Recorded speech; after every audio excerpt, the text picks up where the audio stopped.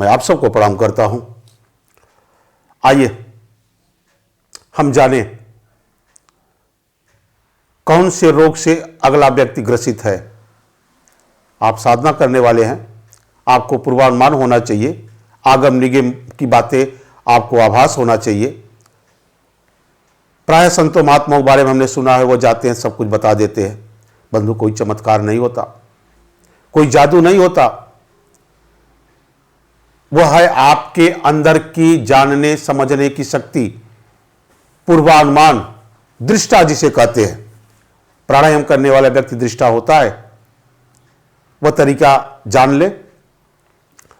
हर व्यक्ति के नेचर के बारे में, कार्य व्यवहार के बारे में, उसके गुण धर्म के बारे में, उसके रोग के बारे में आप जान सकते हैं। जानना चाहेंगे? मैं बता रहा हूं कौन सा व्यक्ति किस नेचर का है, उसके अंदर क्या चल रहा है, वह भी जान सकते हैं। आइए आज चर्चा करते हैं। अगर आपके सामने कोई व्यक्ति बैठा है, वो आपको न बताओ, हमारे यहां तमाम लोग आते रहते हैं, कभी कभी मैं बता देता हूं आप इस रोग से ग्रसित है।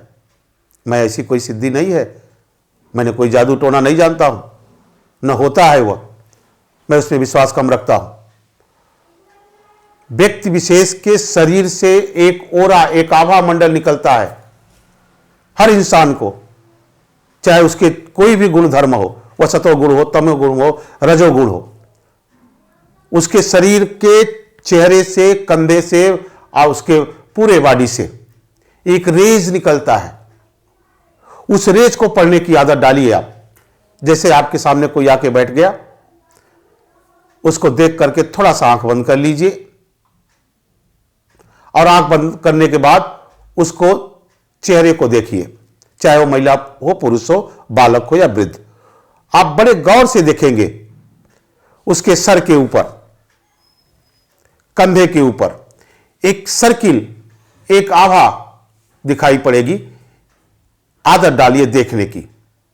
घर में बच्चे को, पति को, बेटी को बैठाकर देखिए कि इसके पीठ से, इनके कंधे से कौन सा रेज निकल रहा है, किस कलर का निकल रहा है। पहले आपको आभास होगा, थोड़ा सा, 1 हफ्ते 5 दिन देखते देखते 10 मिनट 5 मिनट देखा करें। जब परिपक्व हो जाएंगे तो आप बैठते ही आदमी के चेहरे के को पढ़ लेंगे। 3 तरह का रेज निकलता है बंधु। एक पीला निकलता है, एक सफेद निकलता है, एक रंगीन निकलता है। रंगीन में नीला भी हो सकता है, लाल भी हो सकता है। अब तीनों का क्या कार्य है? जैसे 3 नाड़ियां हैं, कफ पित्त वायु, 3 गुण है, सतोगुण, तमोगुण, रजोगुण। उसी तरह 3 कलर हमारे शरीर से निकलता है। परमात्मा भी 3 है, ब्रह्मा विष्णु महेश, आकाश प्रताप मृत्युलोक। हर चीज 3 में ही बधा हुआ है। तो आप मुझे देखेंगे जब, तो हमारे शरीर के, हमारे कंधे से, हमारे सर से एक आभा मंडल दिखाई देगा। अगर वह आभा मंडल, वह रेज, वह ज्योति, वह प्रकाश अगर सफेद है, हल्का सा ग्रे कलर भी है, सफेद और व्हाइट जो उसको कहते हैं आप, वह दिखाई दे रहा है, तो जान लीजिए यह बहुत शांत, सौम्य और बहुत उत्तम प्रकृति का व्यक्ति है। पीला भी दिखाई दे रहा है तो भी उसे अच्छा नेचर का व्यक्ति को मान ले आप। उसके अंदर कोई रोग नहीं है, कोई क्रोध नहीं है, कोई उसके अंदर ऐसा विकार नहीं है जिसे उसको आप हम कुछ बोल सके या उसके लिए कुछ सलाह दे सके। जब नीला दिखाई दे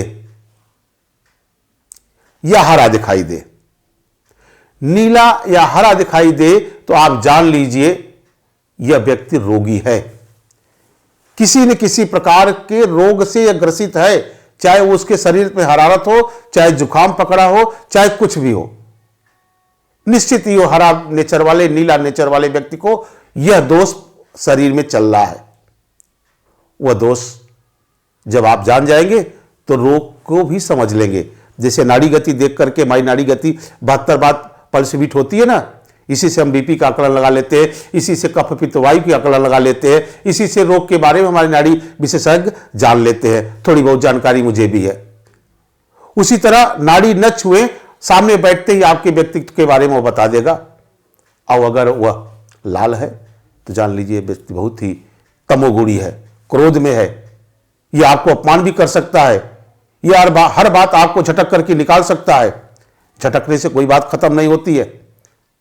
वह अस्तित्वहीन बात कर सकता है, वह कुतर्क भी कर सकता है। तर्क हो कुतर्क न हो। हम सब ज्ञानी नहीं हैं, अज्ञानी हैं। तर्क तो वही करता है जो अज्ञानी होता है। जो ज्ञानी होता है वो तर्क नहीं करता है। जो जिस चीज का ज्ञान है हमें, क्यों हम पूछेंगे आपसे? हम जिस किसी को नहीं जानते वही नहीं पूछेंगे। मेरे जेब में कलम है अगर मान लीजिए, तो उसके बारे में कभी आपसे नहीं पूछूंगा इसमें क्या क्या होता है, क्योंकि हमने उसको कई बार खोल के देखा है। सारे गुणधर्म को जानता हूं। जिस चीज को मैं नहीं देखा हूं उसी चीज पर हम तर्क करते हैं। तर्क अज्ञानी करता है। शांत व्यक्ति जान लीजिए सब कुछ जानता है। तो उसके नेचर के बारे में आप पढ़ सकते हैं, उसकी प्रकृति के बारे में पढ़ सकते हैं। तो आप व्यक्ति के आभा मंडल को समझने का प्रयास करिए और उसी से सारे उसके नेचर के बारे में, गुणधर्म के बारे में बिना बताए आप बता देंगे। वो बोलेगा गुरुजी आप तो चमत्कार जानते हैं ना। हम चमत्कार नहीं जानते हैं, हम कोई जादू टोना नहीं जानते हैं। हम तो वह जानते हैं जो शरीर बताता है, जो नेचर बताता है, जो हमारे शरीर का गुणधर्म है, उसको करिए। देखिए आपका भी लोग मान सम्मान करने लगेंगे, आप भी उस विद्या के ज्ञाता हो जाएंगे। किसी भी विद्या का नाश नहीं हुआ है। नाश हुआ है तो हमारी अज्ञानता, उसको ले भगाइए। हर चीज आपके पास है, हर सिद्धियां आपके पास है। जागृत करें, समझे, लगे और उसका उपयोग करें। किसी भी सिद्धि का गलत उपयोग मत करिएगा, परमार्थ में लगाइएगा, अपने लिए भी नहीं, जनहित के लिए। कभी कभी झूठ बोलना भी ठीक होता है अगर किसी का कल्याण हो रहा है तो, लेकिन लोभ के लिए, लालच के लिए, व्यक्तित्व, अपने व्यक्तिगत स्वार्थ के लिए किसी भी सिद्धि का उपयोग करना सरासर पाप है, अन्याय है। अगर वह करता है तो वह ठग है। तो इस प्रलोभन में मत पड़िएगा। यह विद्या है, जानना चाहिए हमें, ताकि आपको कोई बहका न सके, कोई समझा न सके। आप सब जानते हैं, ये अभ्यास करें और आनंद ले। सारी सृष्टि के ब्रह्मांड को भी समझा पढ़ा जा सकता है। हमारे योगियों ने पढ़ा है, हमारे ऋषियों ने लिख दिया है। चंद्रमा और पृथ्वी की दूरी आज लोग नाप रहे हैं, इंच भर फर्क नहीं पड़ रहा है बंधु।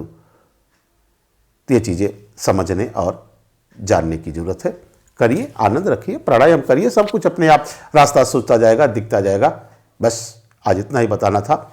सबको प्रणाम, धन्यवाद।